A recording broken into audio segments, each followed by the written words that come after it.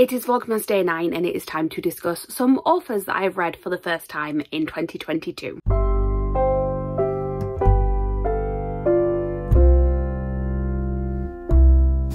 Hi everyone, my name's Chloe, welcome back to my channel, thank you for being here today. Today's video is a Vlogmas video. I am posting a new video every day in December up to and including Christmas Day. I've been doing a mixture of bookish and theatrical content and today we are back to books and I'm going to talk about authors that I've read for the first time this year. Now, I will say I am not going to list every single author that I have read for the first time because that would be a video that is way too long and I've already filmed quite a lot of these videos today and some of them are already too long, so I'm going to try and keep it like short and sweet.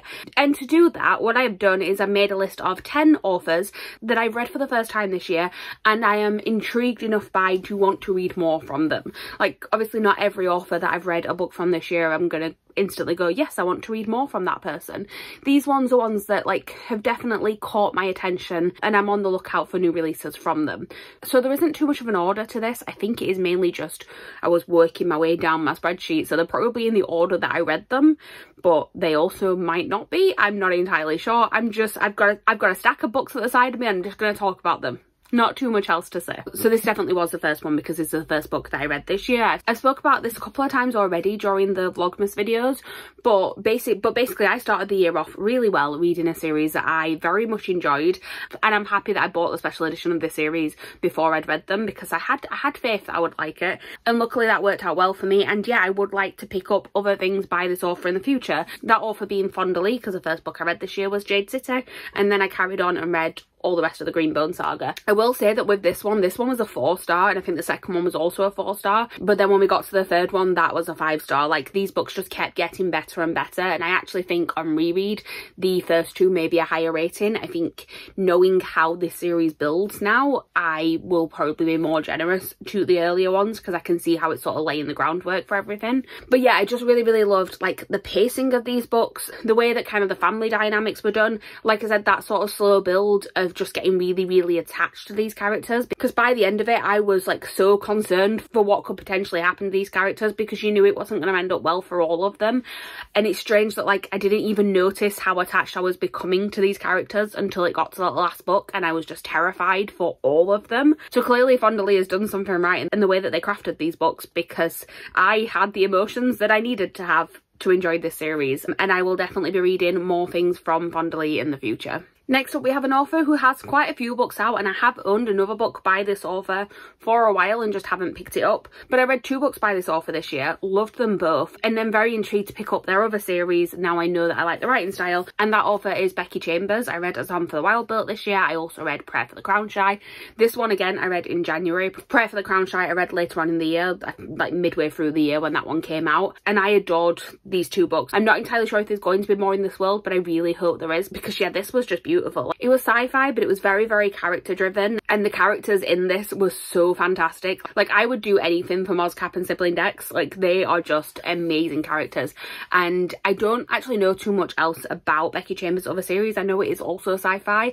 I don't know if it is also like this more low-key sci-fi or if it's a little bit more, because I know like that one is actually set on a spaceship, whereas this one is more kind of like after events have happened. Like, there's robots in this, but like that's not necessarily the point of it. It's actually about humanity. Anyway, I am intrigued to read the Wayfarer series, and I do own the first one, so hopefully I will pick that up soon. Now the next one is a little bit of a weird one because I've actually read 3 books by this author this year. 2 that they released under one pen name and another one that's released under what I believe is their real name, and the ratings for these books have been 5, 4 and 3, and in that order as well.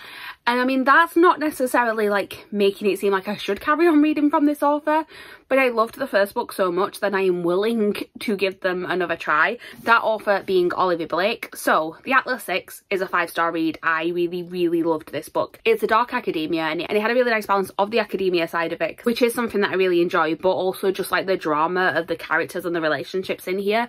I was just like intrigued throughout the entire thing, trying to figure out what was going on. And and had generally a really good time. The next book I read from this author is then the one that I read that's under a different name. It's Alex and Falmer Farrell, which was a book called My Mechanical Romance. It was a YA contemporary romance set in the world of STEM. It was a fun time. I enjoyed it for what it was. It's not like a new all-time favourite, but I gave it a 4-star. Again, it was like quite compulsive and I just didn't want to put it down. The problem then comes when I read the sequel to this book, which is The Atlas Paradox, which I would hold up for you now, but you are actually balancing on it at the minute, so I can't. I read that one this month, and basically all the stuff that kind of got set up in here, it felt like it kind of went on pause. It felt like everything was very stagnant for the majority of the book, and then suddenly things started happening towards the end of it. And it was weird because there was definitely still a focus on the academia side, which I do really enjoy, like I said, but it felt like we kind of weren't really getting explanations of what they were studying or why they were studying it. It was just that they were studying for a good chunk of the book, and I just found myself getting really bored. I do feel though like it's setting up for a decent conclusion to this trilogy. So where we left it off at the end of book 2, if we pick up the pace back to what we had in book 1, it could be amazing. So this is why I am saying that this is an author that I will still read from, because I think that there's potential to do great things, but I just think that maybe they weren't prepared for the pacing of a trilogy.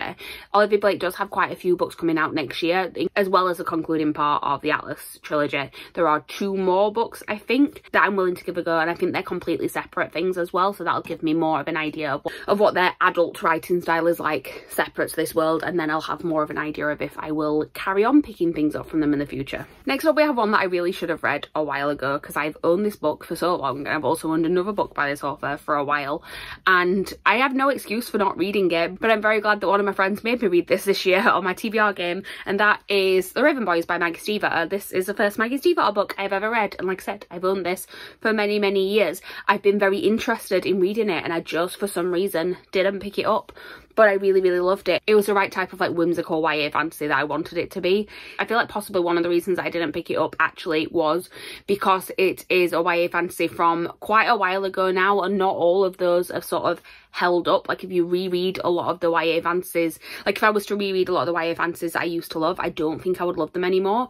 But I think this one, like ignoring the fact that the cover makes it look like a really awful book that was written in the mid-2000s, is one that actually sort of transcends that era and does still stand the test of time. Like the level of the writing is really high, and I think that is what kind of gave this one more longevity. And it might be a good thing that I actually waited a while to read it, because it's not just one that I'm wondering if it's like nostalgia why I'm liking it. Like I honestly just really enjoyed this book, and this is reminding me that I do actually need to carry on with the next one, because I do own the sequel and I just haven't read it yet. So maybe I'll get that on my TBR soon. So we have another one now that I actually did read a couple of books from this year. I'm going to show you 2 right now, and then I also read a short story as well, but I just don't own that physically, and that is Madeline Miller. So I read both The Song of Achilles and Circe this year, and these are both Greek myth retellings. I also read Galatea, which is another Greek myth retelling, but that one's a short story, and I adored all 3 of them. I think the reason why I'd not read these sooner is that I was a bit intimidated by them. I didn't know like what the language style was going to be in these. I thought they might be a bit more difficult to read, but it turns out that they were actually just really beautiful, and I had a great time reading them. Well, I say a great time, like Song of Achilles made me cry, but I would still call it a great time. And yes, I'm happy to read whatever Madeline Miller puts out next. I'm also really considering rereading Song of Achilles soon. So another one where I got a special edition, and it was with good reason. Next up, we're going to change paces a little bit, because I feel like everything I've picked up so far has been like fantasy in some way. This one is a contemporary writer, and I just found myself really enjoying this book. And the next book is actually one of my most anticipated reads of this sort of end part of the year, and I will be reading it hopefully in the next week, possibly already by the time you see this video. And that author is Alison Cochrane. This book is Charm Offensive. Her next book is Kiss a Once for Me. The reason I haven't read that yet is it's a Christmas book, so I'm going to be reading it at the start of my December TBR. Like I said, I may have already read it by the time you guys see this video, but this one is an adult romance that takes place on a TV show that is basically like The Bachelor, but the contestant that's chosen to be the Bachelor character ends up not falling for one of the girls it's supposed to, but instead falls for his producer, who is also male. So as you can imagine, from a PR point of view, the people running the show, not a great thing if he's not actually finding romance with the contestants he's supposed to be. And I just, like I said, had a really good time reading this book, and it was just one that I literally could not put down. I read it when I was going down to London. I think it was a weekend when I went on my own, so I had like plenty of time to read anyway, and I fully planned on like still being part way through this book when I got home, and I just got like really absorbed in it and read it very, very quickly during that weekend. And yeah, very much excited to read Alison Cochrane's next book, which, like I said, may have already happened when you see this video. We're back to more fantasy things now. I've not got many contemporary authors on this year for some reason. I do have a few other like new to me contemporary authors that I read, but they're just not ones that made like the top 10. For some reason it's fantasy ones that are pulling me in this year. I think I found some fantasy type stuff that I really like recently, including this next book and this next author, which is S.T. Gibson, and the book is Dowry of Blood. So this is a retelling of the Dracula story, but it's actually about one of Dracula's brides, and it's told in like a letter format, like, and she's speaking to her husband in the way that it's written. And again, the writing in this is just beautiful. Like the story is quite calm. It's obviously is about vampires, but it's not like a super gory horror type vampire story. It is more just about this woman's struggle in like an abusive relationship and finding comfort in others who are in like a similar situation. And it's just like the way that it's crafted is so good. And it is quite a short book, but I read this in like less than a day and very, very much enjoyed it. So again, I will happily pick up anything else that this author writes in the future. Now we have another one that is an author that I should have read from a while ago, and again have owned a few of his books for a while now, but I finally got around to reading probably his most loved series, and the author is Neal Shusterman. The book is Scythe. So this is the only Neal Shusterman book I've read so far. I do need to carry on with this series, but things just got busy and I got slumpy, so I think I'm going to carry on with it towards the beginning of next year. But I am very, very glad that I did finally read this. I'm glad that I ordered the Fairy Loot editions, because I think I would have been upset if I had not got these.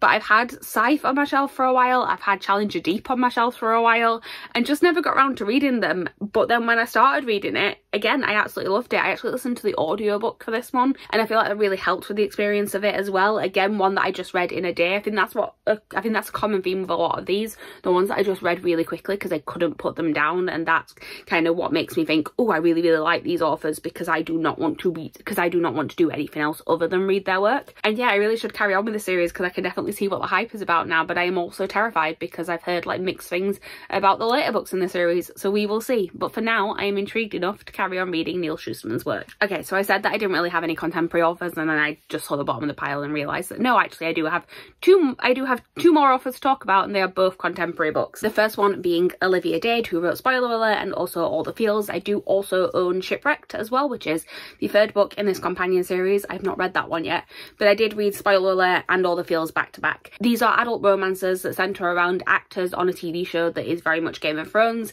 They're all kind of set in the fandom community as well, because there's a lot of talk of fan fiction in these, and they were just like a good time. I've read quite a few like fandom based YA books before, and I really enjoyed those, but also like as I've got older, I've moved more and more away from YA contemporary, and it's nice to see sort of the fandom culture represented in an adult contemporary, because sometimes you get the impression in some of the books that like you're supposed to grow out of it, which is not true at all. So I loved reading something like this where it was a woman who was like in her 30s who was very much still part of fandom culture, and yeah, I had a good time. Like I said, I've got another one from this series to read, but I will also happily try anything else that Olivia Dade writes in the future. And then last but by no means least, because I know that one person in particular is going to be happy to see this one on my list, because she has been telling me to read this book and telling me to read this author, and I will be reading more from this author in the future because I have 2 more books to read, and that author is Sarah Hogle. The book is You Deserve Each Other. This one just surprised me with how much I enjoyed it, really. Like when I read the synopsis, I wasn't sure if it was something I was going to like, because it's like a second chance romance, and even when I started reading it, it felt like I couldn't see a realistic way for this couple to actually find their way back to each other. It seemed like they were so clearly at the end of their relationship, and it felt like you'd either have to do just like a ridiculous over-the-top miscommunication trope to fix it, or you would have to have them like basically completely change the personalities, which I wasn't on board for. And it was like a miscommunication trope, but it was handled so well and it felt so realistic, and I really like found myself rooting for these characters to get back together, and I just had a great time. Like it was just a really fun read, and I have 2 more books by this author to read. I have Twice Shy and Just Like Magic. Just Like Magic I will be reading this month because it's Christmas Day, and I'm excited to see if Sarah Hogle's other works live up to this one, because this was definitely a good first one to have read. So that is everything. Like I said, there are other authors that I've read for the first time this year, but that is just a selection of 10 that I'm really excited to read more from. Thank you guys for watching. Please like, comment, subscribe, all that good stuff down below. Let me know if there are some authors that you've read for the first time this year that you're excited to read more books from, and I will see you guys tomorrow with a new video. Bye.